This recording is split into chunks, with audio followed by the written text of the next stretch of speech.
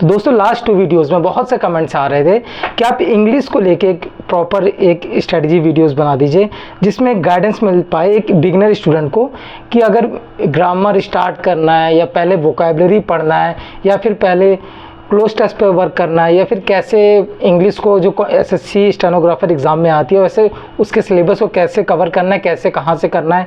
Free में अगर कर सकते हैं सेल्फ स्टडी की बेसिस पे यूट्यूब के प्लेटफॉर्म में अगर क्लासेस अवेलेबल हैं तो कौन से टीचर से कौन से प्लेटफॉर्म्स की। अगर ये स्टडी मटेरियल इंग्लिश का ऑफलाइन में लेना चाहें बुक्स के फॉर्म में तो कौन सी बुक्स ले सकते हैं। तो इस तरह की बहुत से बेसिक क्वेश्चन आ रहे, तो इंपॉर्टेंट क्वेश्चन भी हैं। लास्ट में 90 डेज है, 3 महीने का टाइम है जिसमें एसएससी स्टेनोग्राफर के एग्ज़ाम के लिए जो 100 मार्क्स से सबसे ज़्यादा वेटेज अगर है किसी सब्जेक्ट का वो इंग्लिश का, तो 100 मार्क्स के इंग्लिश को 3 महीने में अच्छे से कवर कैसे करें तो उसके लिए डिटेल वीडियो में ले आया हूँ फाइनली। तो दोस्तों अगर आप इसके एग्ज़ाम के लिए बिगनर हो या फर्स्ट अटैम्प्ट है या सेकेंड अटैम्प्ट है वो मैटर नहीं करता। जो डिटेल वाइज अगर आपको प्रिपरेशन स्टार्ट करनी होती है, सिलेबस स्टार्ट करनी हो तो उसका एक पैटर्न होता है कैसे सिलेबस स्टार्ट करना है स्टेप बाय स्टेप। तो सबसे पहले अगर आप हिंदी मीडियम से हो तो आपके लिए तो इंग्लिश लैंग्वेज से हैबिचुअल होना ही बहुत बड़ी मतलब फैमिलियर होना बहुत बड़ा टास्क हो जाता है। लेकिन आप एफर्ट कर दोगे तो ये चीज़ें आसान हो जाएंगी। इम्पॉसिबल कुछ भी नहीं है, बहुत ईजी हो जाएंगी।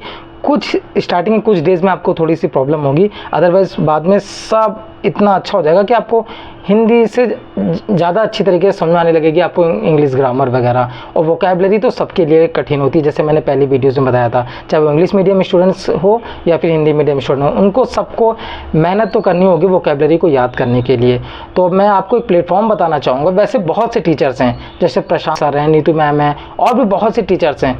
मैं नाम अगर लेने लगूंगा तो वीडियो बहुत लंबी हो जाएगी। मैं एक ऐसा प्लेटफॉर्म बताऊंगा, यूट्यूब के एक चैनल है रानी मैम का, इंग्लिश बाय रानी मैम है, आप इनके जाके प्लेलिस्ट में देख लो। मतलब लगभग पूरा फ्री कोर्स है, ग्रामर के सारी पूरी प्लेलिस्ट बनी है, सारे चैप्टर्स हैं, आप उन्हें कवर कर सकते हो। उसके बाद टॉपिक वाइज आप प्रैक्टिस करो, क्योंकि मिक्स प्रैक्टिस में जाओगे तो एक स्टूडेंट ने पूछा था मिक्स प्रैक्टिस में क्वेश्चंस बनते नहीं है तो क्या मेरे साथ हो रहा है या आपके साथ नहीं, सबके साथ होता है। अगर आपका टॉपिक कवर होते आता है तो आपको टॉपिक वाइज पहले प्रैक्टिस करनी पड़ती है, मिक्स पे डायरेक्ट नहीं कूदना होता है। ये जो मैं बता रहा हूँ इस तरीके से आप अपने किसी भी जिस टीचर से आप पढ़ लो, जिनका कोर्स लिया, जिनसे पढ़ने की सोच रहे हो, उनके साथ भी ऐसे कर सकते हो। लेकिन हर एक तरीके का टीचर का अलग होता है कि वो पहले आपको क्या कवर करवा रहे हैं, किस तरह से करवा रहे हैं, सब चीज़ें साथ में ले जा रहे हैं। लेकिन मैं आपको सेल्फ स्टडी के बेसिस पे बता रहा हूँ। तो आपने पहले यहाँ ग्रामर के टॉपिक्स कवर कर लिए, उनकी टॉपिक वाइज प्रैक्टिस कर ली, उसके बाद आपका वोकैबुलरी भी यहाँ पे हुआ है। और वोकैबुलरी वो है जो अभी तक एसएससी के एग्जाम्स में प्रीवियस ईयर में आता है और जो आ सकते हैं। तो ये पूरी प्लेलिस्ट बनी इनकी मैम की,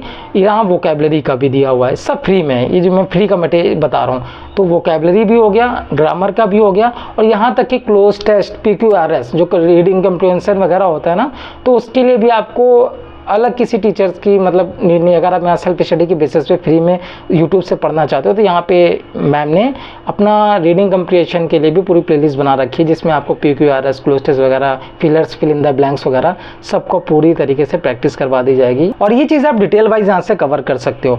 और बहुत से लोग पूछते हैं कि ग्रामर की वेटेज ज़्यादा होती है कि वोकैबुलरी की ज़्यादा होती है। कुछ बिगनर्स होंगे उन्हें ये चीज़ें नहीं क्लियर है।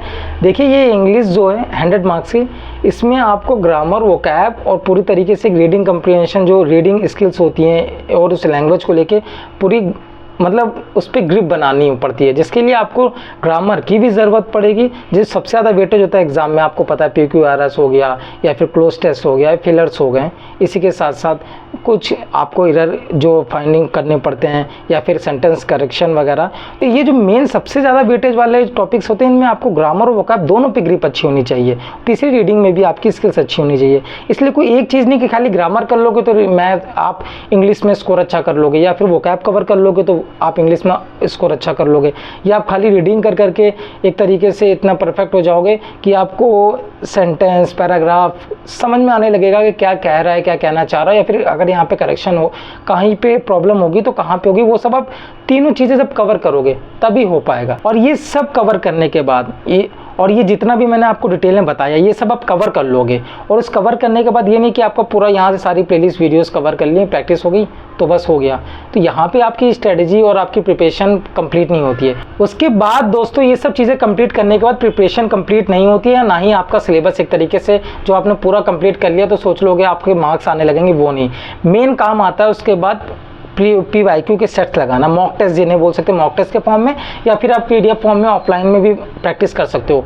लेकिन आप मॉक टेस्ट के फॉर्म में अगर जब उसे लगाओगे तो उन टेस्ट को अच्छे से आप जब अटैम्प्ट करोगे, उसके बाद एनालिसिस करोगे, आपका मार्क्स कितना भी कम करना है। सिलेबस आपका जब तक 70% 60% प्लस सिलेबस ना कंप्लीट हो तब तक आप मॉक्स देना स्टार्ट मत करना, वरना जो मॉक्स में मार्क्स आएंगे ना, उन्हें आप देख के ना ही एनालाइज करोगे और एक तरीके से पूरा मोरल डाउन हो जाएगा कि क्या प्रिपरेशन कर रहे हैं, इतना एफर्ट कर रहे हैं, उसके बाद ये स्कोर आ रहा है। इसलिए आपका सिलेबस जब 60-70% कंप्लीट हो जाए, जो आप 1.5 से 2 महीने में कंप्लीट कर सकते हो, ठीक है। प्रैक्टिस मेन इंपॉर्टेंट है, प्रैक्टिस ही सबसे ज़्यादा करना है। चीज़ें तो क्लियर, आप कंसेप्ट आपका क्लियर होना स्टार्ट हो जाएगा अगर आप थोड़ा सा टाइम दोगे और अच्छी तरीके डेडिकेट होकर प्रिपरेशन करोगे।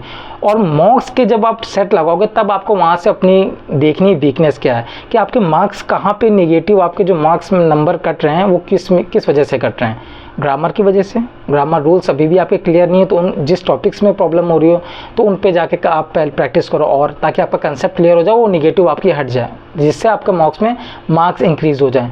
तो इस तरीके से मॉक की एनालिसिस भी करना। मॉक्स पे डिटेल वीडियो बना दूंगा कैसे एनालिसिस करनी होती है, कैसे मार्क्स कम आ रहा होता है, जो एक वीडियो मतलब एक जाके स्टक हो जाता है, एक वहीं पे बिल्कुल रुक जाता है, उससे ऊपर आसपास 2 नंबर नीचे कभी आ रहा है, 2 नंबर ऊपर आ रहा है, लेकिन एक जो बूस्ट चाहिए होता है 100 में, वो आ नहीं पा रहे होते उतने मार्क्स, जो एक सेटिस्फाई जिस मार्क्स से आप हो जाओ, जिस स्कोर से, वो आप अचीव नहीं कर पा रहे हो, लेकिन मेहनत बहुत कर रहे हो, प्रैक्टिस कर रहे हो।